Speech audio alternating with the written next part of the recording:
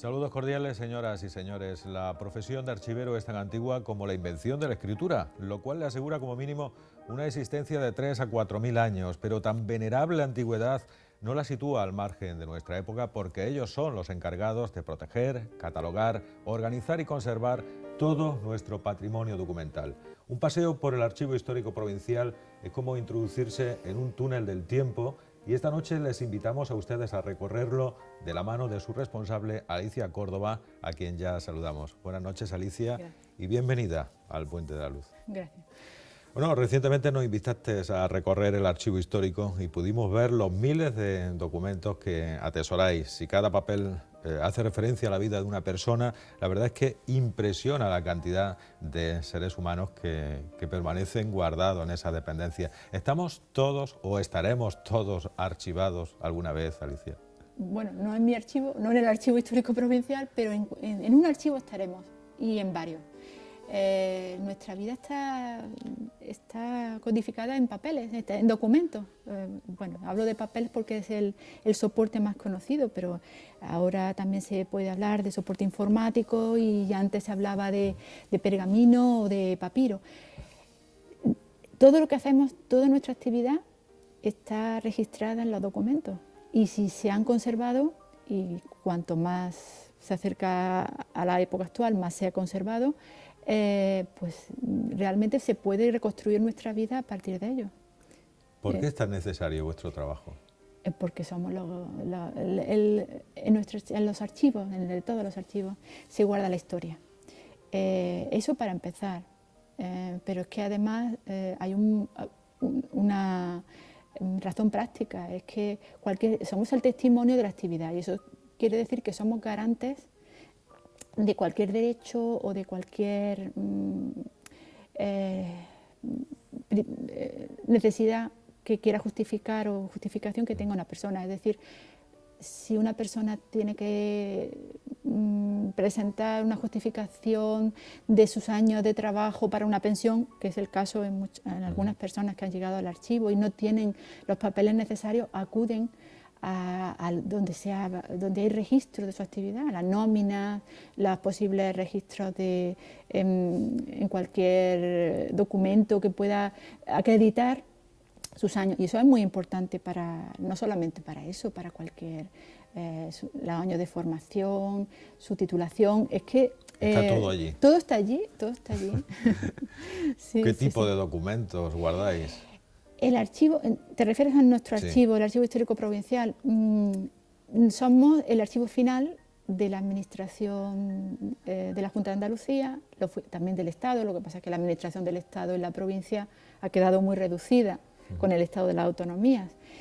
Y recogemos los archivos judiciales, los notariales. O sea, es una importante cantidad de documentos. ¿Tanta documentación generan las instituciones públicas y las empresas? Tremenda, tremenda. Las empresas privadas no tenemos salvo por donación o por compra. Alguna empresa sí, pero ha sido comprado el fondo. Pero las administraciones han ido aumentando la generación de documentos de una manera exponencial, ¿no? Lo que antes era, hay que ver cualquier tipo de procedimiento. Ha ido aumentando en volumen y en cantidad y en demografía porque cada vez somos más población. Entonces, la cantidad de papel es tremenda. O sea, cuando se calcula la construcción de un archivo, se calcula 50 años y casi siempre nos quedamos cortos. Casi siempre nos quedamos cortos porque el archivo tiene que recoger mucho más de lo que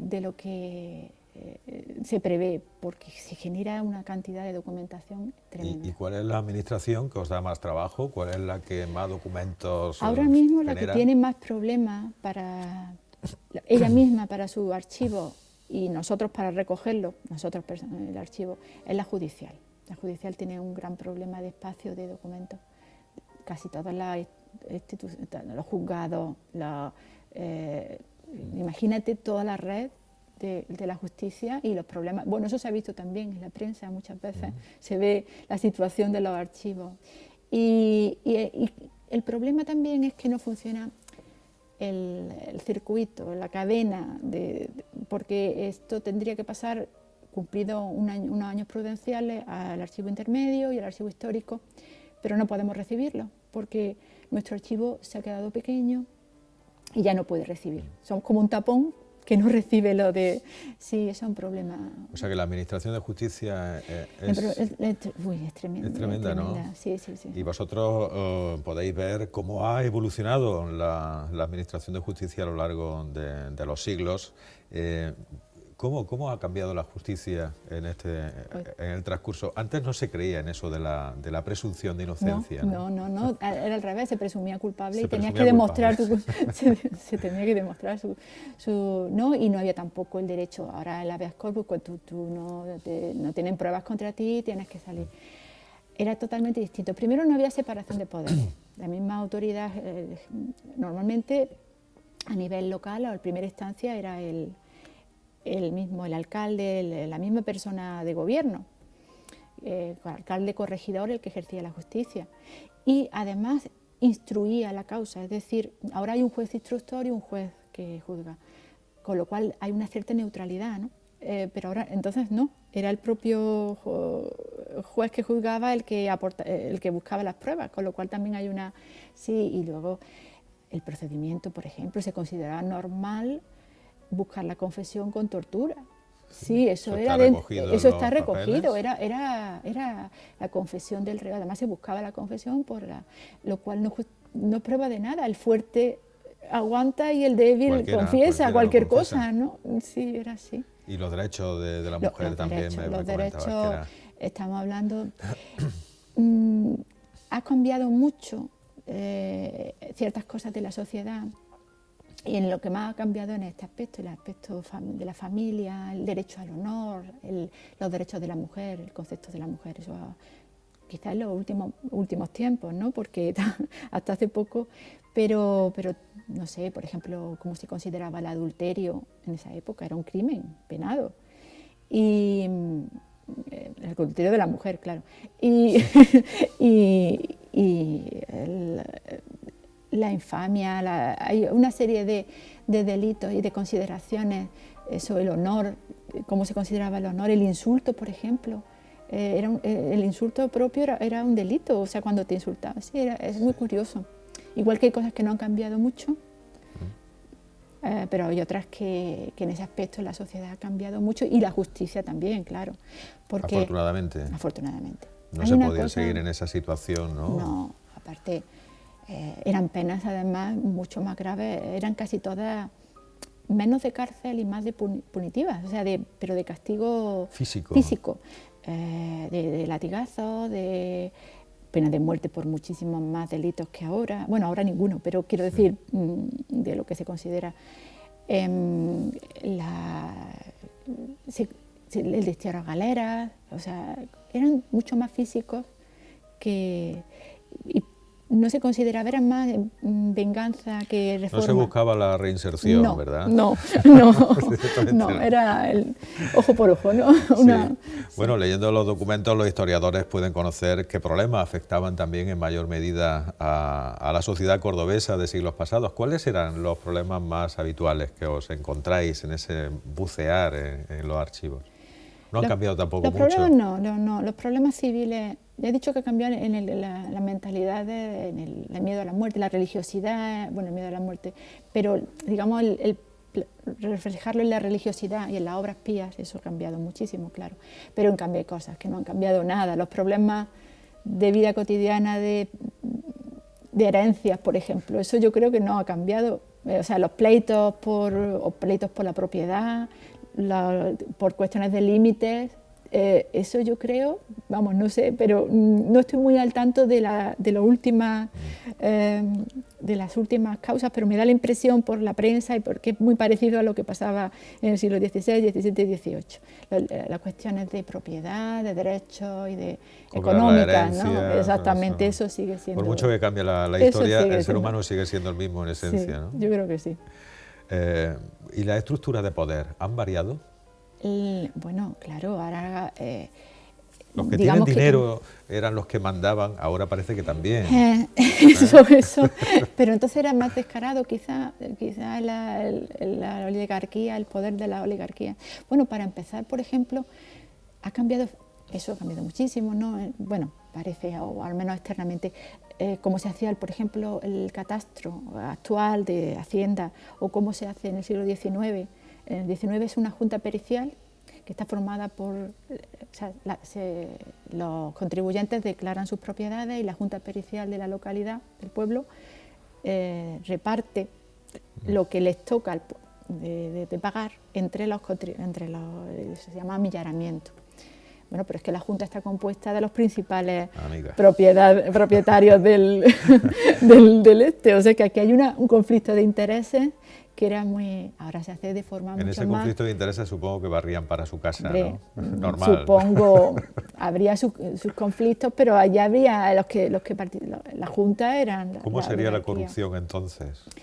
Sí, supongo que sería tremenda. A lo mejor no había la gran cantidad de millones de que hablamos ahora, ¿no? Ahora nos asustan los millones y entonces no da la impresión de que había esa cantidad de dinero. Ahora es que se consideraba como normal, ¿no? Quizá, no sé. Por ejemplo, hablando de la justicia, decían, bueno, es que el que llegaba al oficio de juez, quizá por pago, porque los oficios públicos se compraban muchas veces, los corregidores, no, los 24, los regidores, que son como los actuales concejales, bueno, eso ya era un oficio heredado y comprado, o sea, se transmitía de padre a hijo, los escribanos públicos, todo eso hace que quieras recuperar la inversión que has hecho.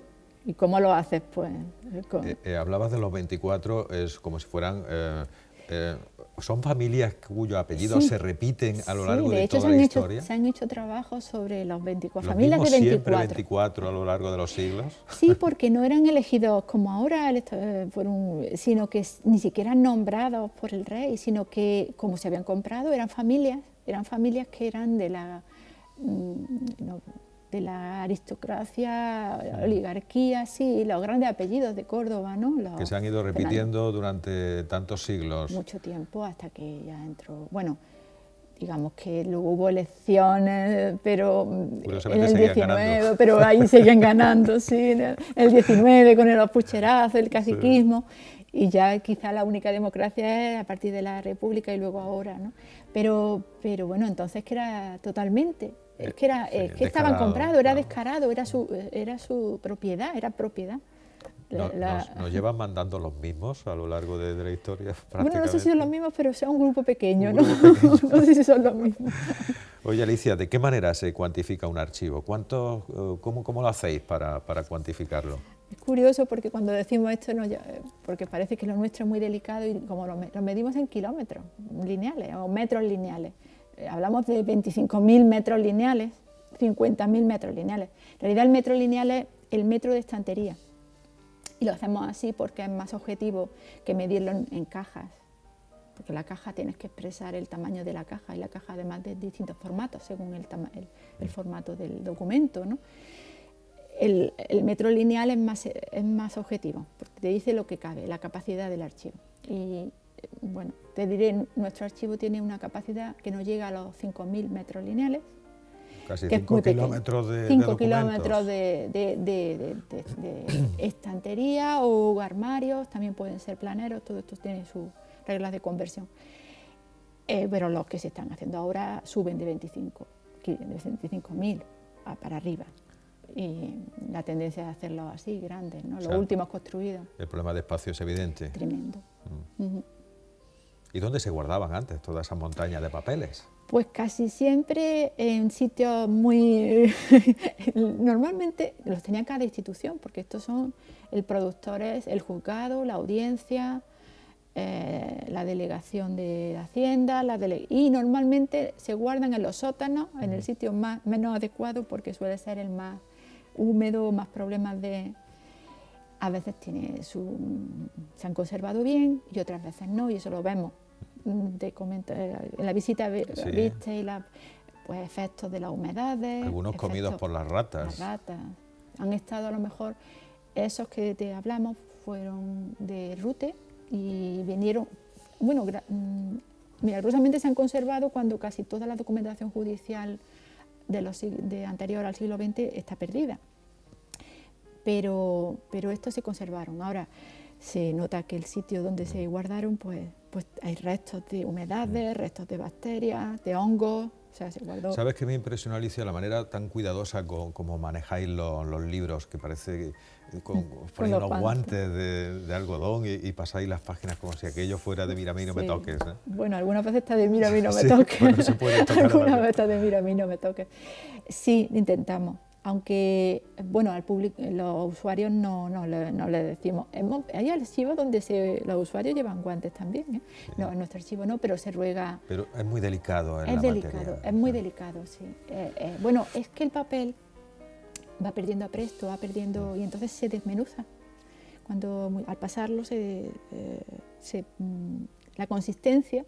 Cada vez que pasa una hoja ya se va perdiendo esa capacidad. Por eso los más antiguos, los del siglo XV, en realidad no se sirven los originales, están digitalizados y lo que se ve es la imagen digital, porque ya por mucho cuidado que teníamos había un pequeño grado de destrucción en cada vez que se usaba. Entonces, para evitar un mayor deterioro de algo que se ha conservado desde el siglo XV, pues se intenta hacerlo así. Alicia, ¿cómo afectaría a los ciudadanos que se perdiera el archivo provincial, el archivo histórico? Imagínate que hay, Dios no lo quiera, un incendio, que cae un meteorito. Bueno, ¿qué pasaría? ¿Qué le pasaría a los ciudadanos? Tenemos que acostumbrarnos a ver los documentos como patrimonio, como la mezquita o como cualquier otro patrimonio, porque el patrimonio documental es tan valioso, pero es que es nuestra historia. De hecho, en la historia de Córdoba, con otro archivo, el municipal, el de la catedral, hay archivos en algunas localidades que se han perdido por las circunstancias, las guerras, los accidentes, y esas personas ya no pueden reconstruir una parte de su historia. Si lo intentan, lo han intentado y se encuentran con un vacío que no pueden reconstruir. La historia de su familia, la historia porque no tienen los datos en los archivos municipales o en los archivos, sobre todo de las parroquias. Entonces, me vienen, ¿dónde puedo encontrar algo que sustituya? Porque en mi pueblo no existe. Eso es que es nuestra historia. Y bueno, es que nuestras propias raíces. Nuestras raíces. Entonces, perder las raíces, aunque quede escrito, pero tú vas buscando la tuya, ¿no? Sí, la historia del pueblo está hecha, pero tú vas buscando la de tu familia, ya no está. Eso es muy triste. Que poco se valora, ¿no? Y se valora poco hasta que se necesita. Hasta que se necesita. Hasta que se necesita. Suele pasar siempre, ¿no? Sí. Mientras lo tienes no le das importancia. No, porque se piensa que es un lujo. Ah, bueno, el archivo es un lujo, esto para 4 personas que vienen al día, 5 personas. Pero cuando estás buscando algo que es vital para ti, dices, pero ¿cómo no se guardó? ¿Cómo no está bien guardado? ¿Cómo no está? Yo lo necesito, ¿no? Y es el momento en que te das cuenta, bueno, eso desde el punto de vista de la necesidad inmediata, pero luego perder la historia es muy triste, ¿no? Y muchas veces, bueno, en esta época lo intentamos porque tú tienes que mantener esos documentos en unas condiciones mínimas de temperatura, de humedad, porque si no te arriesgas a perderlo, ¿no? Sí, eso lo notas cuando entras, cambia hay una humedad extraña, aparte del olor, claro. A papel, el olor a polvo, hay que decirlo también. Sí, a pesar de que se limpia, pero el papel viejo, bueno, cualquier persona que esté en una biblioteca antigua se nota, pero tenemos que vigilar mucho la temperatura. Tenemos nuestros medidores para ver la temperatura. ¿No tenéis reuma con esa humedad que hay allí? Bueno, la humedad en realidad está más en la parte es que claro, al ser un edificio antiguo, los patios, todo eso, son la servidumbre del edificio antiguo. El estar en un edificio muy bonito, pero con ciertos problemas de humedad y lo que pasa en las casas. Y los alérgicos, eso no pueden ser archiveros. Pues lo tienen muy difícil, lo alérgico al polvo, a las gramíneas, no sé. Al polvo, desde luego, lo tienen muy difícil, ¿eh? ¿Os ponéis mascarillas también? Sí, porque a veces la documentación llega sucísima. Entonces, aparte del polvo que siempre tienen, eso siempre, por mucho que lo limpie, la siguiente vez que sale, porque lo tiene como... cuando estás limpiando primera, segunda vez, estás con primero usa las escobitas de pelo suave. Teníais un plumero que era kilométrico, bueno, me di cuenta, porque tenéis guardado. Pero bueno, ese no es, normalmente son escobitas, luego están los aspiradores también, y ya si va a nivel más. Estos son intervenciones mínimas de limpieza, no de restauración, claro. Es verdad que tenéis enfermedades profesionales reconocidas y que una de ellas es la silicosis, la de los mineros. Sí, también sí, silicosis. Hombre, no al grado de los mineros, pero bueno. O sea, que uno se imagina que vosotros vivís muy tranquilitos allí. Haber limpiado y tener... Tragar polvo. Tragar polvo, sí, la nariz. Limpiarme la nariz. Sí, es una cosa que lo recuerdo. No en este archivo, estaba preparando una transferencia en mis tiempos primero, preparando una transferencia y la documentación de donde estaba la documentación al archivo. Y la verdad es que era diario, la limpieza, era el tragar el polvo, pues eso, si continúan esas condiciones durante mucho tiempo, tiene el mismo riesgo que no sé, de un minero, pero bastante grande. Y luego hay dermatitis y cosas de... No es fácil ser archivero, ¿no? La Bueno, gente lo ve como una cosa muy tranquila, que vida más apacible, pero... Es tranquilo, quizá requiere eso, un cierto carácter. Bueno, no todos los archiveros somos archivos históricos. Hay archivos que están en un centro de un movimiento tremendo. Hay archivos de centro que tienen transferencias a las oficinas diarias. Eso es tan estresante como puede serlo. Estamos hablando de distintos tipos de archivos. El archivo histórico, y no te digo ya un archivo cerrado como Simancas o así, eso es pura tranquilidad, es investigación. Solamente oliendo el polvo de los libros. Sí, eso es una maravilla. Pero bueno, está el archivo casi de oficina, que te piden las transferencias. Pero tenéis que tener unas cualidades especiales los archiveros, ¿no? Yo siempre digo que hay no que haya estudiado historia, pero una sensibilidad histórica sí. Me van a decir algo, pero sensibilidad, no que se haya hecho la carrera de historia, pero sí tienes que ver que eso que estás tratando y que ahora mismo no tiene valor histórico puede llegar a tenerlo y que lo tienes que cuidar, eso sí. Y luego un sentido de la organización, yo pienso que también, del orden, porque hay que organizar mucho las cosas, hay que conocer lo que está organizando, cómo funciona la institución que está organizando, qué procedimiento usa. Todo eso implica un trabajo previo de investigación antes de ponerte a organizar los documentos. También la paciencia, tenéis que tener la paciencia. Paciencia sí, yo soy paciente, sí. Generalmente los archiveros somos pacientes, yo creo que sí. Incluso los que trabajan en un entorno más de demanda diaria tienen que tener paciencia porque... tienes que tener, y luego también con el trato con el público, claro. Claro. ¿Qué tipo de público es el que se acerca al archivo? ¿Cómo son los usuarios de...? Pues hay muchísimo. Está el académico profesional, como son los investigadores, los alumnos de universidad, los alumnos que están haciendo sus trabajos. Luego está cada vez más el sector que le interesa la historia, pero de forma... como hobby, es decir, no tiene por qué ser personas jubiladas. Hay estudiantes de ingeniería que están haciendo trabajos de genealogía, ¿no?, propios y le entusiasma o le interesa un tema propio que no es con vista a una publicación académica, sino por gusto, de su pueblo, los cronistas, todo este tipo de investigadores.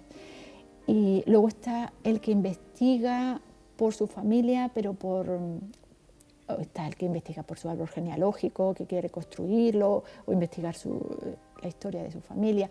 Otros, últimamente, que tuvieron familiares en la represión y que reprimidos después de la guerra civil o durante la guerra civil, y ahora intentan reconstruir las vidas de estas personas que han estado olvidadas, todo esto de la memoria histórica, ¿no?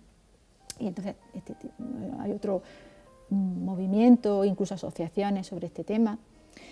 Y bueno, luego está también el que viene por cuestiones propias, de necesidad, de que quiere justificar. Saber dónde está su herencia, ¿no? También. Sí, o también, por ejemplo, los que intentan encontrar los caminos vecinales para defenderlos. Hay muchas razones por las que se puede ir al archivo. También los estudiantes de instituto van por allí, visitan las dependencias. ¿Qué es lo que más le llama la atención? Bueno, ese no sé si era instituto o primaria, te lo comenté, porque hicimos le llama la atención los papeles, pero es que a mí me resultó muy curioso en una exposición que hicimos de la evolución, la historia de la escritura, que pusimos varias máquinas de escribir, como al final del proceso, ¿no? Poníamos desde las tabletas sumerias hasta los discos de ordenador, y estaban las máquinas de escribir antiguas y las actuales. Y el chico se acerca a la máquina de escribir y dice, ¿esto es un ordenador? Y yo, la verdad es que nos dejó como, no nos imaginábamos que no reconocería la máquina de escribir. Ya no las tienen metidas. Ya no las ven. Nada, no las ven. No las ven en la oficina, han desaparecido casi también, Sí, ya pero casi qué todo el mundo rápido, tiene el antes ordenador. Todos hemos visto las máquinas de escribir y habíamos... Sí, pero piensas, claro, este chico tiene 12 o 13 años y a lo mejor no, o 14, no sé lo que tenía, y no habrá visto esto jamás. Es que... sí, llama la atención, la verdad. Sí, sí, sí. Es que te hace sentir muy viejo. Oye, ¿y cuál es el documento más antiguo que se conserva? En nuestro archivo Sí, es de archivo. 1200... Ay, 1206. Está fechado en 1298, pero hay que restar los 38 años porque está datado en la era hispánica, o sea, de 1260. Es un pergamino pequeñito que procede del convento de Santa Clara. Santa Clara fue el único convento de monjas, de mujeres, que fundan en el momento de la Reconquista. Todos son conventos de hombres o monasterios, y el de Santa Clara el único de mujeres en ese momento. El que ha desaparecido. ¿Es ese también el de mayor valor histórico o hay otros que tienen un mayor valor? Ese es por la antigüedad, curiosidad, porque en realidad una venta... No, por ejemplo, hay que por su trascendencia es un señorío, es una compra de un señorío, el señorío de Benamejí, que en realidad en ese momento, en la época de Carlos V, en realidad es un privilegio, pero no un privilegio, porque en realidad lo está comprando. Carlos V está buscando dinero por todas partes y se vende territorio de realengo, tierras de realengo se dan como de señorío, se venden a señores. Y entonces el señorío de Benamejí se cede a los Bernuy. Bernuy. Y el documento es muy bonito, sí. Sobre todo la primera hoja, luego ya se gastaron menos dinero en la segunda. También me llama mucho la atención la letra que tienen estos documentos, aunque sean en español, pero una persona normal no entiende esa letra. No, bueno, es un español. Hay que aprenderlo, es castellano, pero castellano viejo, pero es la forma de las letras, ¿no? Sí. Lo que llamamos la paleografía. Letra antigua porque va evolucionando desde la gótica, esa le llaman cortesana, y luego la procesal, que también hasta que ya en épocas más recientes ya se usa la letra. ¿Y se tarda en aprender a leer esos textos? Es práctica, es cuestión de práctica. Es como cuando empiezas a leer, se parece mucho a las clases de parvulario cuando estás aprendiendo a leer, porque tienes que encontrar MA, ME, los nexos de las letras y aprender. Son muy bonitas, la letra es muy bonita, pero para entender eso... Y una vez que la aprendes, quizás es más fácil leerla que la letra del siglo XX descuidada, ¿eh? Porque la letra del siglo XX, de las personas que escriben, porque tiene unas reglas, o dentro de la misma persona escribe de la misma manera. Si tú te acostumbras a leer a una persona, por ejemplo, a un escribano público, durante mucho tiempo te haces ya la letra suya y la lees bastante bien. Sí.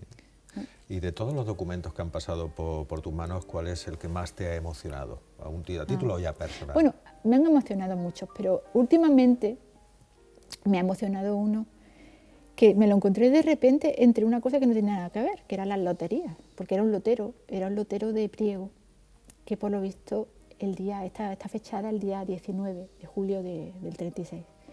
Y estos loteros, los administradores de lotería, tenían que mandar a Córdoba, a la Hacienda, a la Tesorería de Hacienda, pues las cuentas, los datos. Y dice, no lo he podido mandar de su puño y letra, porque me han metido, esto es un atropello, me han metido preso aquí, estoy en la cárcel, no me han dejado mandar un telegrama, tal. Y luego te enteras más tarde que lo fusilan, la viuda. Y eso de ver de su puño y letra, el hombre allí, te lo imaginas, y la verdad me impresionó. Quizá porque era en primera persona, porque esto lo sabes y estamos muy acostumbrado a ver, pues, a leer sentencias y tal, pero eso de verlo allí escribiendo, un trozo de su vida, un trozo allí puesto con su puño y letra, escrito allí, te lo imaginas, ¿no? En ese momento. Hay que tener esa imaginación, esa sensibilidad, ¿no? Sí, para las cosas, ¿no? ¿Desaparecerá algún día el papel, Alicia? Lleva ese camino, por lo menos en la administración lleva el camino. Lo que pasa es que hay todavía documentación que todavía la duplicamos, o sea, hacemos muchas cosas en papel y en documento electrónico, pero si ves la tendencia de cuántos procedimientos se están haciendo ya de forma electrónica, y cada vez nos acostumbramos más, hacemos la declaración de la renta, todavía se hace muchísimo en papel, pero ya se está haciendo en documento electrónico. Y eso es otra problemática distinta, completamente distinta del papel. ¿Hay algún plan de mejora para el Archivo Histórico Provincial? ¿Ahí hay algún proyectillo? Hay un proyecto, pero que se ha quedado... Con esto de los recortes ya veremos. El proyecto es hacer una nueva sede. Está proyectado desde hace tiempo, en los presupuestos generales del Estado. Porque el nuestro se quedó, como te he dicho, no hemos podido recibir nada de muchas instituciones que tenemos la obligación de recibir. Y la idea es crear una nueva sede, dotándolo de instalaciones adecuadas y de un depósito capaz para recoger todo eso en las mejores condiciones. ¿Cuántos secretos quedarán aún por descubrir en el archivo histórico? Pues mucho. Aunque parece que está todo descubierto, se descubren cada día nuevas cosas, la verdad es que sí. Sí. Qué suerte estar allí, si te gusta. Para mí sí es una suerte. Alicia Córdoba, directora del Archivo Histórico Provincial, gracias por acompañarnos esta noche. Nosotros vamos ahora con una breve pausa comercial y enseguida regresamos.